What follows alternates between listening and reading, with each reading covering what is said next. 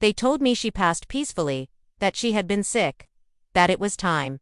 They said she was old, tired, forgetful, but none of it felt right. The last time I saw her, she held my hand like she still had something to say, but no one let her speak. They buried her within a week. No autopsy, no questions, just silence, and for years I believed them, until I opened that drawer, and found everything they tried to hide. She was my father's mother. Everyone called her Abuela Lucia, but I called her Lulu. When I was little, she used to make me tiny flower crowns from weeds in the yard, and tell me stories that no one else believed, about her childhood in the countryside, about a sister who disappeared in 1957, about the baby she had to leave behind when she was just 16. Everyone said she was just old-fashioned, that she exaggerated, that her memories were half dreams, half fiction. But I always listened, because, no matter how strange her stories were, she never lied to me. The last time I saw her, I was 17. It was a rainy Thursday, and Mom made me bring over a soup pot. They didn't want me staying long. She's been saying weird things again, my dad said. Don't let her upset you. But she didn't seem upset. She seemed scared. Her hands trembled when she took the spoon. Her eyes didn't blink when she said my name. You look like her, she whispered. Like who? The one they never talk about.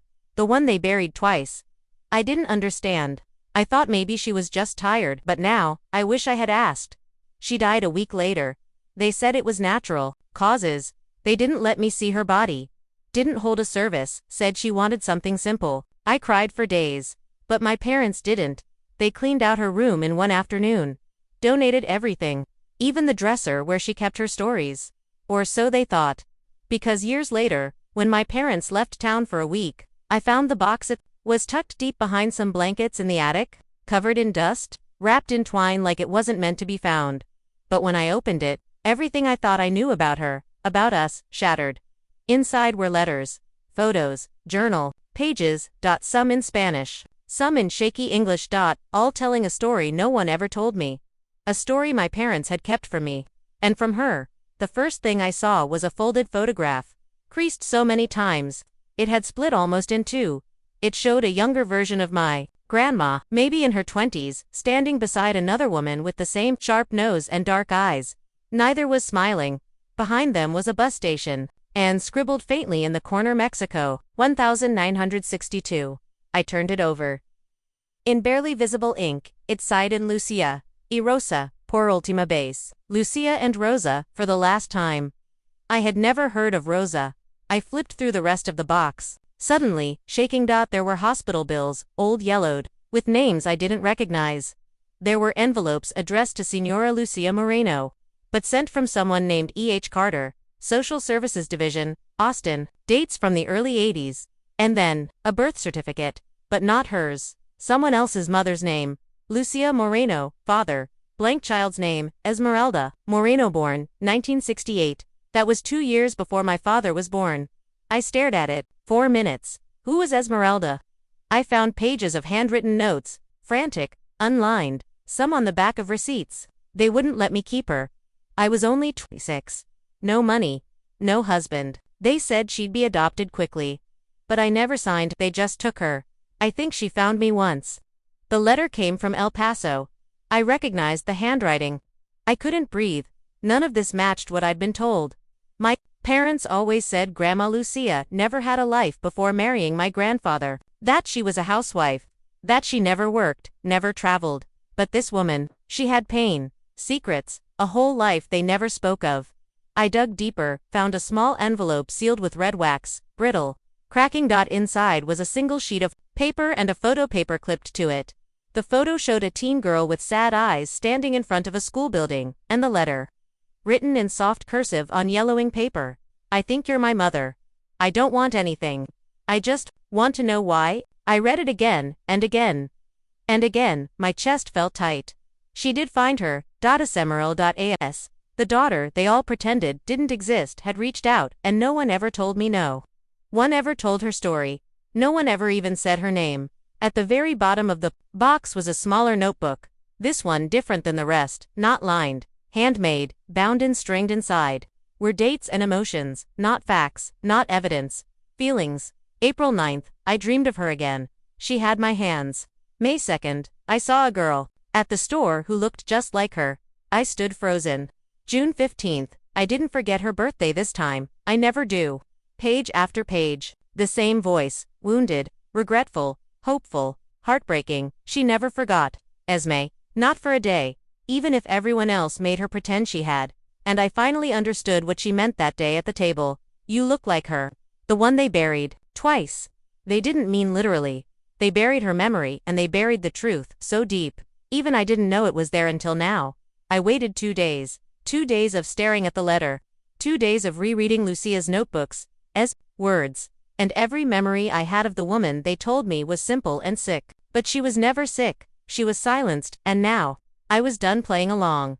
When my parents got back from their trip, I waited until dinner to say something. We sat around the table, the same one where we used to eat Sunday pancakes and complain about traffic like it meant something. They were laughing about the hotel Wi-Fi. And I said, "Did Grandma have a daughter before Dad?" Everything stopped. My mom blinked. My dad looked down at his glass. She was the first to speak.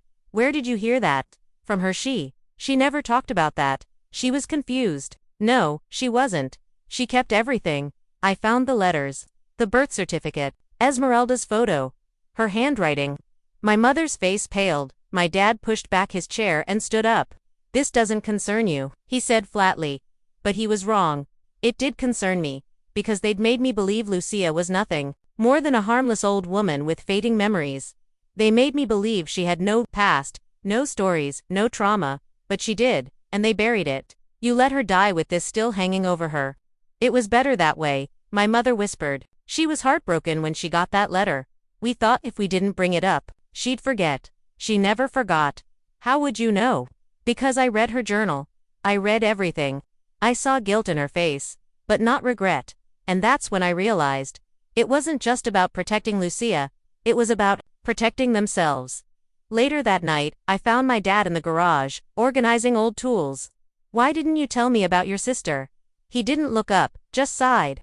"Because she wasn't my sister." Yes, she was. Not legally.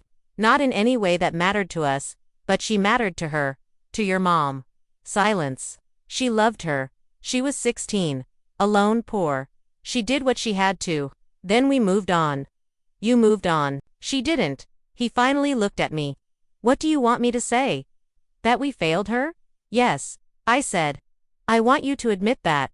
He didn't, not then, but I knew. They knew. The truth wasn't complicated.